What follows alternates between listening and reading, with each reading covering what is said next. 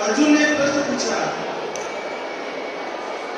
कुरुक्षेत्र के मैदान में अर्जुन ने एक प्रश्न पूछा कि प्रभु आप कहाँ रहते हैं?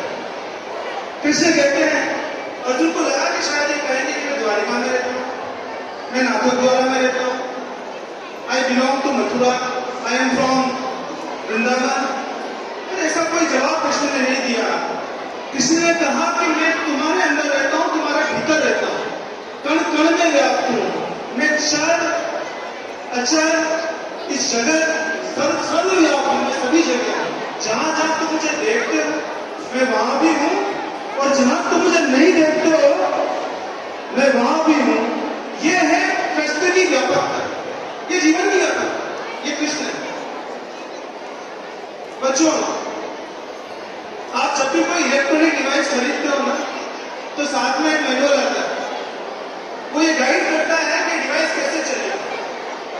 और जब आप धरती पे आते हो तब आपको चेक करना हो कि ये डिवाइस कैसे चलेगी, तो आप गीता में जाके ढूंढ रहे हो। वो आपकी पूरी मैनुअल है, उसमें सब कुछ होगा जो यूजर मैनुअल आप लोग बोलते हैं। मुझे पता है टाइम बहुत हो चुका है, 1 घंटे से बच्चे बैठे हैं, सुनने की ताकत खत्म हो चुकी है, अब सुनने की क्षमता किसी में नहीं है। और मुझमें कृष्ण के बारे में बोलने की बहुत क्षमता है। अगर आप कृष्ण पे बात करोगे, मैं आपसे 2 दिन तक बात कर सकता हूं कृष्ण को लेकर के, इतनी चीजें हैं। क्योंकि कृष्ण की लेख उसमें जो यूजर मैनुअल है, उसमें यह भी लिखा हुआ है, सर्वे धर्मान परित्यज्य माम एकम शरणं व्रज, सभी धर्मों का त्याग करके मेरी शरण में आ जाए। ये कृष्ण कहते हैं। नैनम छिदन्ति शस्त्राणि नैनम देती मां का, न मुझे शस्त्र छेड़ सकता है, न मुझे आग जला सकती है, मुझे कोई कुछ नहीं कर सकता। ये कृष्ण की दिशा है।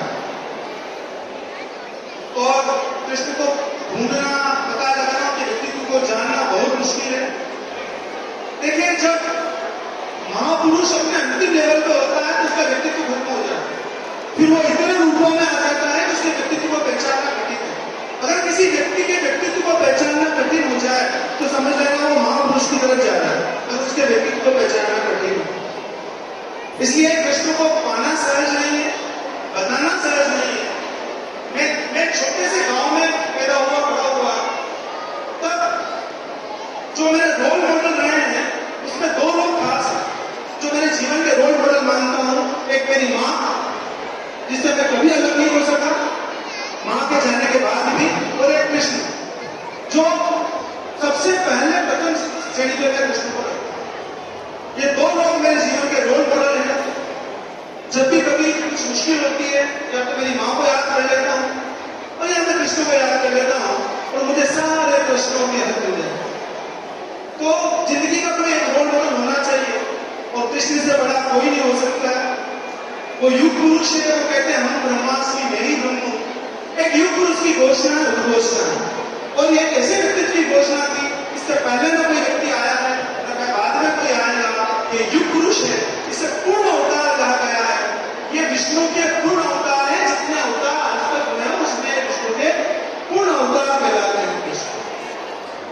बच्चों, बहुत बोलना है मुझे आप अगर बोलोगे ना कृष्ण पे, मैं सच में पूरे दिन आपसे ऐसे ही बात कर सकता हूँ, लेकिन टाइम की लिमिट है और मेरा मन नहीं हो रहा मैं बंद करूँ अपने आप को। लेकिन फिर भी कृष्ण पे, क्योंकि ये विषय ऐसा है कि मेरे मन को छू जाता है, फिर मैं कुछ भी नहीं सोच पाता हूँ, सिर्फ कृष्ण ही दिमाग से निकलते हैं। इतनी सारी बातें कृष्ण के बारे में मेरे पास है, लेकिन रसखान एक मुस्लिम होते हुए किसी धर्म की परवाह की तरह हर धर्म में कृष्ण को समाये हुए हैं।